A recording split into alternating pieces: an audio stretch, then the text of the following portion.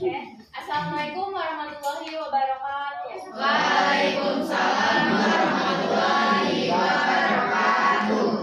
Baik, sebelumnya izin memperkenalkan diri. Nama saya Zara Melani Budania dengan NPM 2213032001. Di sini saya sebagai moderator kelompok 1 yang akan memandu berjalannya presentasi.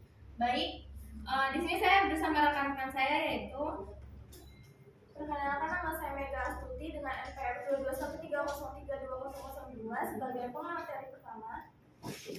Perkenalkan, saya Iqbal Aziza, NPM 2213032038. Perkenalkan, saya Rifan Julia Kamila dengan NPM 2213032003. Memperkenalkan diri, nama saya Rahma Isnawati dengan NPM 2213032020. Baik, izin perkenalkan diri, nama saya Novel Dabai Rahmal dengan NPM 2213032040. Izin memperkenalkan diri, nama saya Asifah Saliha dengan NPM 2213032039. Baik, kami akan mempresentasikan hasil kerja kami yaitu studi politik dan pendekatan-pendekatan dalam ilmu politik yang akan dijelaskan oleh rekan saya, Mega. Hakikat politik sebagai ilmu pengetahuan. Politik adalah art government atau seni pemerintahan yang berasal dari bahasa Yunani. Ada rakyat sebagai pemegang kekuasaan tertinggi yang memberikan mandat kepada pemerintah untuk melaksanakan kebijakannya.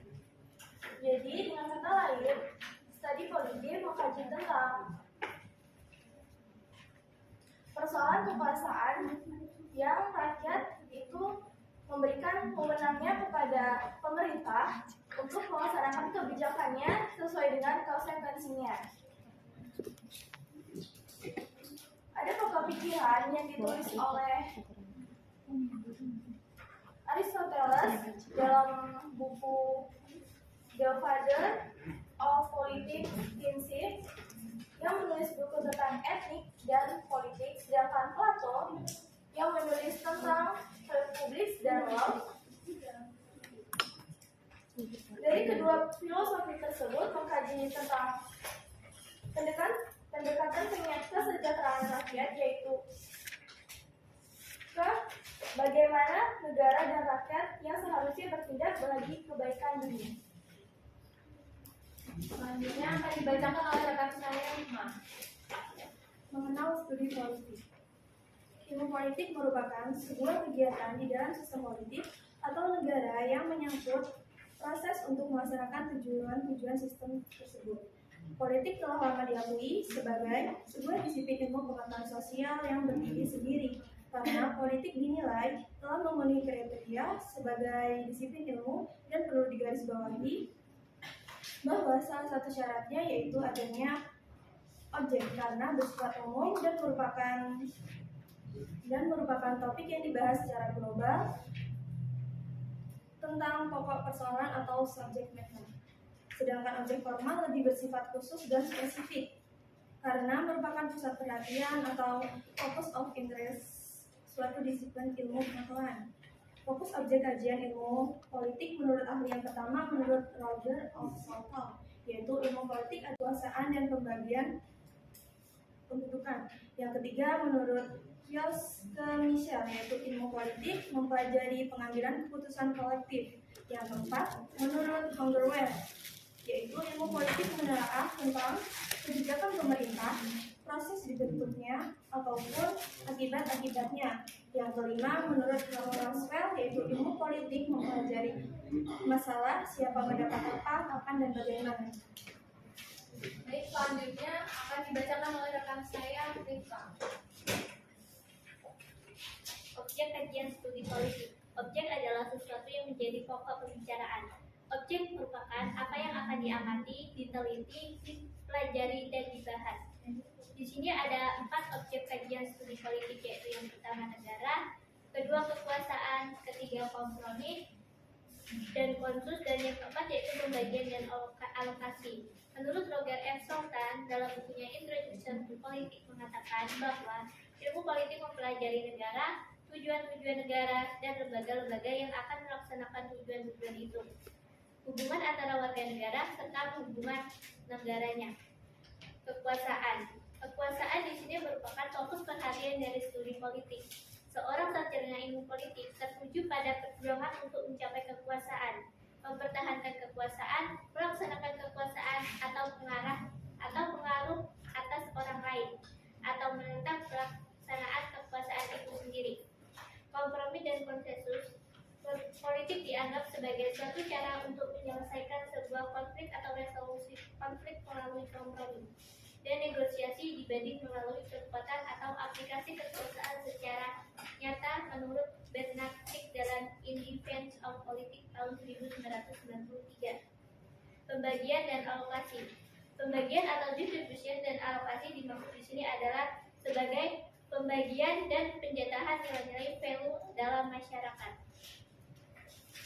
Selanjutnya akan disampaikan oleh rekan saya, Ahmad. Materi berikutnya yaitu pendekatan tradisional. Jika kita mendengar kata tradisional, mungkin yang ada di pikiran yaitu cara berpikir dan bertindak yang masih memegang teguh pada norma dan adat kebiasaan terdahulu. Sama halnya dengan pendekatan tradisional ini. Pendekatan ini lebih banyak menggunakan ulasan sejarah pada masa lampau dan bersifat normatif dengan mengasumsikan norma demokratik dari Barat. Pendekatan ini meliputi beberapa metode analisa politik yang mulai populer di kalangan ahli di Amerika Serikat pada sekitar abad ke-19. Peneliti pendekatan ini juga tidak meneliti apakah lembaga kenegaraan memang terbentuk dan berfungsi seperti yang diuraikan dalam naskah-naskah resmi kenegaraan. Bahasannya pun mengenai sifat dari undang-undang dasar, masalah kedaulatan, kedudukan, dan kekuasaan formal, serta yuridis dari lembaga-lembaga kenegaraan. Lembaga-lembaga kenegaraan ini seperti parlemen, badan eksekutif, badan yudikatif. Dengan demikian, pendekatan ini mencakup unsur legal maupun internasional. Seiring dengan berjalannya waktu, para ahli politik yang tidak puas atau tidak setuju dengan pendekatan ini melakukan pendobrakan terhadap pendekatan dan akhirnya timbul pendekatan baru. Selanjutnya akan disampaikan oleh rekan saya, Nopal. Baik, di sini saya akan menjelaskan mengenai hakikat perilaku. Manusia dalam pandangan para behavioris merupakan seorang makhluk yang pasif dan mekanistis. Jadi sebagai sesuatu yang dapat dibentuk dan diprogram sesuai dengan keinginan lingkungan yang membentuknya. Kemudian manusia sebagai pribadi terbagi menjadi dua. Yang pertama pribadi yang sehat, dan yang kedua adalah pribadi yang bermasalah. Di sini pribadi yang sehat dicirikan dengan ia dapat merespons stimulus yang ada secara cepat. Dan yang kedua tidak kurang dan tidak berlebihan dalam bertingkah laku. Yang ketiga mempunyai derajat kepuasan yang tinggi. Yang keempat dapat mengambil keputusan yang tepat. Dan yang kelima ia mempunyai self control yang baik dan memadai. Kemudian ciri-ciri dari pribadi yang bermasalah. Yang pertama, tingkah laku yang tidak sesuai dengan tuntutan lingkungan di mana tempat dia berada. Dan yang kedua, tingkah laku yang salah dari lingkungan yang salah yang menurut standar nilai. Sekian penjelasan. Baik, selanjutnya akan dijelaskan oleh rekan saya, Asyifa. Baik, materi selanjutnya, pendidikan pasca perilaku. Pendekatan pasca perilaku, the post behavioral approach. Pendekatan ini dapat dikarakterisasikan sebagai post behavioral. Pendekatan ini bahaya yang muncul dari penekanan post ini adalah bahwa setiap individu yang diberikan dapat disesuaikan sejauh pengaruh ia dapat mengubah struktur sosial dan ekonomi. Orientasi terkait dengan administrasi publik adalah masalah baru dengan hasil kebijakan pemerintah. Sekian. Baik.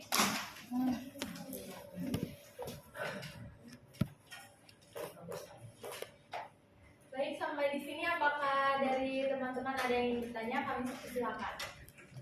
Dalam ini saya terima dengan NPM 221303204. Saya ingin bertanya mengenai kaitan ilmu politik.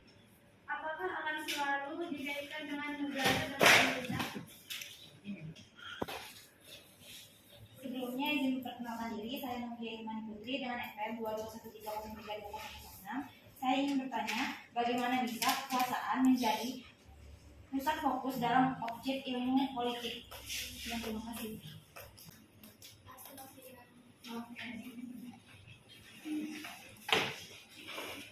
Sebelumnya izin memperkenalkan diri, nama saya Adi Firman Saputra dan angkatan 2013-03-2016. Di sini saya ingin bertanya, apa sih yang menjadi pembeda antara ilmu politik dan ilmu negara? Terima kasih Adi.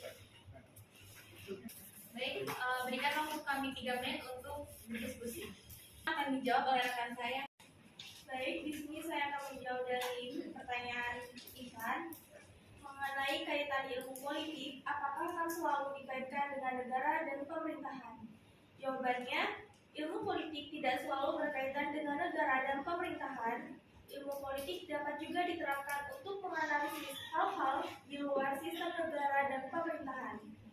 Contohnya seperti melihat pola kehidupan dalam masyarakat, lingkungan sosial maupun organisasi masa pada umumnya. Terima kasih. Selanjutnya pertanyaan dari Novia akan dijawab oleh rekan saya. Baik, di sini saya akan menjawab pertanyaan dari Novia. Bagaimana bisa kekuasaan menjadi pusat fokus dalam objek ilmu politik? Kekuasaan menjadi fokus perhatian utama dalam studi ilmu politik. Dikatakan demikian karena kekuasaan dan politik adalah satu kesatuan yang tidak dapat dipisahkan, di mana politik adalah salah satu bentuk untuk memperoleh kekuasaan. How to get the power. Ketika kita membicarakan politik, maka sebenarnya kita membicarakan sebuah strategi bagaimana kita bisa meraih kekuasaan. Kekuasaan adalah energi yang dimiliki oleh seseorang atau kelompok untuk memutuskan tujuannya yang ingin dicapai. Kekuasaan dalam politik ini artinya menghimpun dan menempatkan energi setiap orang dalam kelompok untuk memperoleh kekuatan dalam memuluskan dan mencapai tujuannya yang dihendaki seseorang tersebut. Terima kasih. Jadi, dari pertanyaan pertama dan kedua, apakah teman-teman ada yang ingin menanggapi atau menambahkan?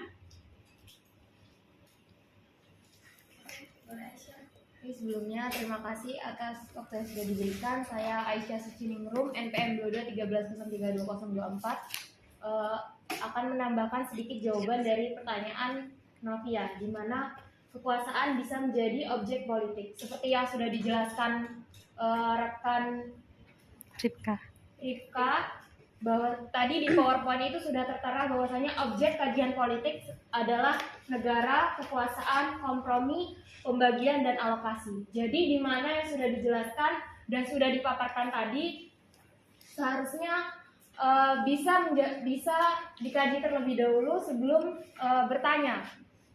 Jadi pertanyaan itu bukan yang jawabannya sudah ada di presentasi tadi, melainkan pertanyaan yang bisa memunculkan ide-ide baru atau jawaban-jawaban yang tadi sudah dipresentasikan seperti itu. Tadi pertanyaan dari Intan, tadi kan pertanyaannya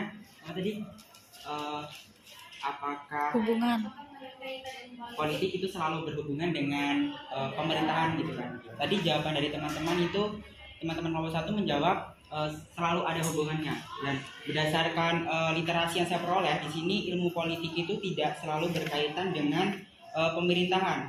Ilmu politik itu juga bisa diterapkan untuk menganalisis hal-hal yang di luar sistem negara seperti melihat pola kehidupan dan interaksi manusia dan di lingkungan bisnis, sosial, organisasi, sampai komunitas-komunitas dan interaksi manusia lainnya. Cukup. Sebelumnya izin memperkenalkan diri, nama saya Angelita dengan NPM 2213032008. Di sini izin menanggapi pertanyaan dari Aisyah, yaitu kenapa ilmu politik cakupannya lebih luas daripada ilmu negara. Yang pertama, ilmu negara itu bersifat teoritis yang hanya mencari fakta, sedangkan ilmu politik itu bersifat praktis seperti menganalisa peristiwa-peristiwa politik kehidupan negara sehingga sifatnya dinamis. Sekian, terima kasih. Teman-teman, apakah ada yang ingin menanggapi lagi atau menambahkan? Saya persilakan. Yaitu berdasarkan pemaparan oleh teman-teman, dapat disimpulkan bahwa ilmu politik merupakan ilmu yang mempelajari dari segi khusus kehidupan masyarakat yang menyangkut soal kekuasaan. Objek kajian ilmu politik menurut pemahaman kami adalah batasan-batasannya dengan ilmu-ilmu sosial lainnya, mulai dari sosiologi, antropologi, sejarah, geografi, ekonomi, dan psikologi. Kajian ilmu politik dapat menggunakan dua pendekatan, yaitu pendekatan kualitatif dan kuantitatif. Setelah itu metode penelitian. Manfaat ilmu politik menjadikan kita supaya kritis terhadap suatu permasalahan.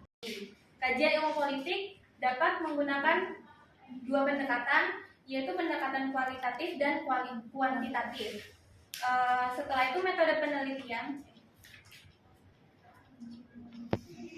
Manfaat ilmu politik menjadikan kita supaya kritis terhadap suatu permasalahan. Pendekatan-pendekatan dalam ilmu politik menjadi tiga, yaitu pendekatan tradisional, pendekatan perilaku, dan pendekatan pasca perilaku. Pendekatan tradisional tidak menghiraukan organisasi informal. Bahasan ini bersifat statis dan deskriptif dalam bahasa analitis dan banyak memakai ulasan sejarah dan proses pembahasan fakta kurang dibedakan dengan norma. Pendekatan tradisional lebih sering bersifat normatif dan mengasumsikan norma-norma demokrasi barat. Kelemahannya yaitu bahasanya lebih deskriptif daripada analitis, lebih banyak menggunakan ulasan sejarah seperti menelusuri perkembangan parlementer. Selanjutnya pendekatan perilaku, yaitu perhatian utama mengidentifikasi perilaku kepemimpinan yang efektif. Pendekatan ini muncul setelah pendekatan berdasarkan ciri ini menekan pada sifat seperti kepribadian, motivasi nilai, dan keterampilan mengalami kegagalan. Umumnya behaviorisme ini adalah teori belajar yang menumpukan kajian tentang tingkah laku yang nyata boleh diperhatikan dan diukur. Tujuan terapi behaviorisme ini membantu klien memperoleh perilaku baru, mengeliminasi perilaku dan maladaptif, dan memperkuat serta mempertahankan perilaku adaptif. Terakhir yaitu pendekatan pasca perilaku, yaitu sebuah pendekatan yang masih menumpuk sejumlah perdebatan. Ia menjadi sebuah pendekatan yang komplit karena muncul adanya ketidaksesuaian antara teori yang dihasilkan dengan kebutuhan masyarakat serta menjadi salah satu faktor utama yang menjadi kritikan atau relevansi. Pendekatan ini muncul karena adanya fokus yang berlebihan dari ilmuwan. Pendekatan pasca perilaku ini menjadi sebuah pendekatan yang memiliki kelemahan metodologis dan akhirnya tidak berhasil merumuskan teori-teori politik yang baku, masih menuai perdebatan. Hal ini merupakan sebuah konsekuensi dari proses kesempurnaan pendekatan sebelumnya. Baik, kami tutup. Sekian presentasi dari kami. Kurang lebihnya kami mohon maaf. Terima kasih. Wassalamualaikum warahmatullahi wabarakatuh.